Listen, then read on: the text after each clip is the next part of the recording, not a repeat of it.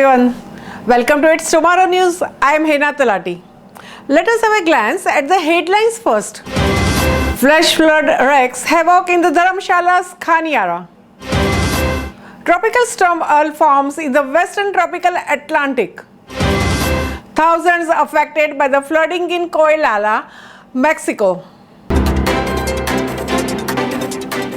Flash flood wreaks havoc in the Dharamshalas Khaniara.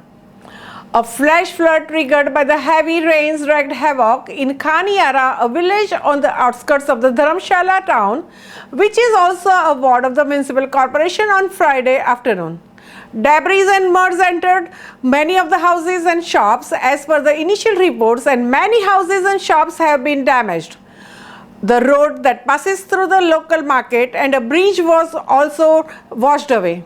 Damage have been caused in the vehicles parked on the roadside, and the gate of the Indona temple was also uprooted. Relief and rescue teams rushed to the spots soon after receiving the information. No loss of the life has been reported so far, and people ran to the safety after the flash flood in the Gurulu Nulla, which locals said was caused by the cloudburst in the hills overlooking the village. It is worth mentioning that the Met Department has predicted a wet spell till Monday next week, with a yellow alert for heavy rains, thunderstorms and lightning from the September 3 to 5. The fresh spell of the heavy rains may trigger landslides and flash floods and disrupt essential services like communication, water and electricity supply. Several parts of the state experienced moderate rains in the last 24 hours. Tropical storm Earl forms in the western tropical Atlantic. Tropical storm Earl has formed in the western tropical Atlantic just a day after Daniel broke a nearby 2-month gap in the tropical activity. Earl and Daniel will likely remain far from the land. Before Daniel and Earl, the last tropical system to develop was Tropical Storm Colin. This increase in activity comes just a week before the statistical peak of the hurricane season. The fourth and the fifth named storm of the season formed on August 15 and 22 on average respectively. A swell of the low pressure several hundred miles east of the Lesser Antilles has been producing clusters of the showers and thunderstorms. Hurricane hunters found a closed center and a wind of 40 miles per hour. Thus, the Hurricane Center upgraded the system to Earl late Friday evening. Daniel has become the first Atlantic hurricane of the 2022. Daniel has become 2022's first hurricane in the Atlantic basin, but poses no land threat as it meanders in the North Atlantic the next several days. Hurricane Daniel is now Category 1 storm swirling in the North Atlantic Ocean. Its estimated peak sustained winds in the storm center are up to 75 miles per hour with higher gusts. Forecasts indicate it will continue trending over the weekend and reach a peak intensity of about 85 miles per hour by Sunday morning as it drifts towards the northeast. The cyclone will eventually enter cooler waters and weaken early next week. Thousands affected by the flooding in Coahuila, Mexico.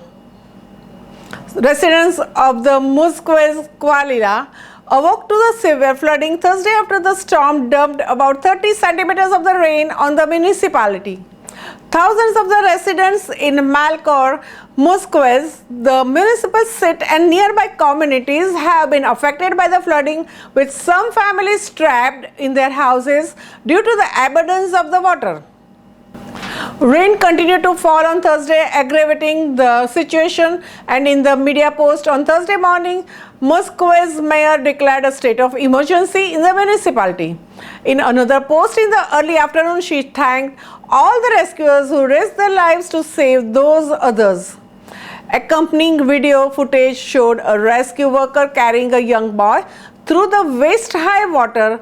Behind him, another man assisted an elderly woman. Government helicopters were also deployed to aid rescue efforts as the streets in Musquez appeared more like a fast-flowing rivers. The newspaper Millennium reported the death of the cattle and pets, but no human fatalities have been reported in the municipality by late Thursday afternoon. Shelters were set up to receive people rescued by the authorities and private citizens who made use of the boats, canoes, and other watercraft to navigate the flooded streets. Soldiers, members of the National Guard, and civil protection personnel were among the official rescuers who worked throughout the day. The region has experienced heavy rains in the recent days, and one person was swept away by the floodwaters and drowned in the municipality of Aquana on Tuesday, Millennium said. Also in the region, 10 presumably deceased coal miners remain underground in the municipality of the Sabinas almost a month after the mine in which they were working flooded when a wall collapsed during the evacuation work.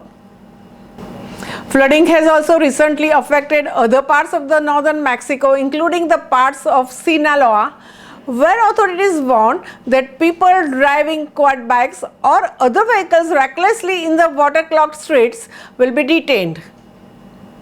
That's all for now. For more news updates, stay tuned with us.